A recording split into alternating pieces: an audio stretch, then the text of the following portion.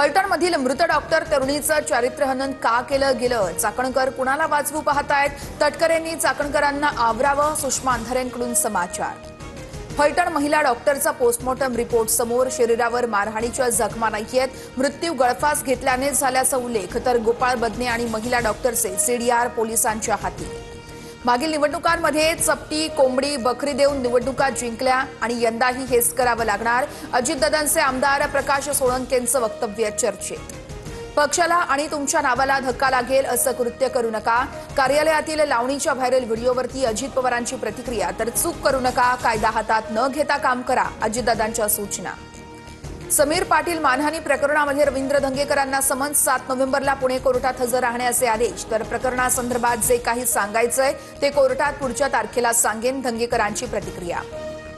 पुणे भाजप शिवसेनेतील वाद एकनाथ शिंदे वरच्या स्तरावरती मिटवणार, दोन्ही पक्षाची लोक एकत्र बसून चर्चा करू असं शिंदे म्हणाले, रवींद्र धंगेकरांची माहिती।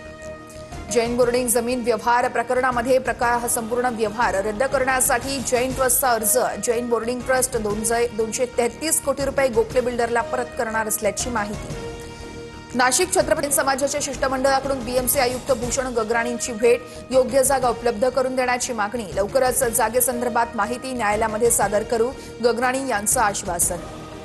मोंथा चक्रीवादळामुळे भारताच्या किनारपट्टीवरती 3 दिवस मुसळधार पावसाचा इशारा, महाराष्ट्रासह तमिळनाडू, आंध्र प्रदेश, कर्नाटक, गोव्यामध्ये किनारी भागांसाठी रेड अलर्ट जारी। तुळजापूर लवकरच रेल्वेच्या नकाशावर येणार, 3295 कोटींच्या सोलापूर तुळजापूर धाराशिव रेल्वे मार्गाला प्रशासकीय मान्यता, मंत्री प्रताप सरनाईक यांची माहिती।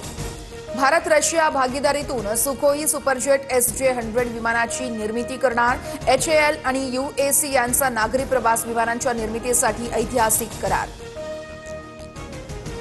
भारत विरुद्ध ऑस्ट्रेलियामध्ये 5 सामन्यांची T20 मालिका, ऑस्ट्रेलियाची राजधानी कॅनबेरामध्ये आज पहिला सामना रंगणार, तर चाहत्यांना आक्रमक फलंदाजीची पर्वणी अनुभवायला मिळणार।